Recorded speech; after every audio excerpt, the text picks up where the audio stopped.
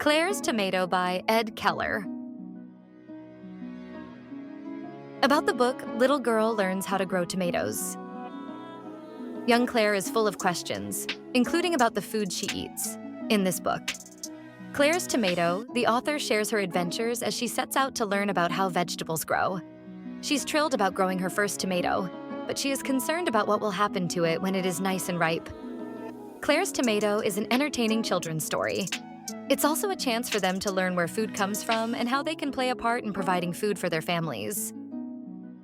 Children should experience the joy of gardening at every chance they get. Gardening allows kids to learn a variety of practical skills and promote a protective attitude towards everything they see in nature. Teaching children how to grow their own food helps them realize how valuable our natural resources truly are.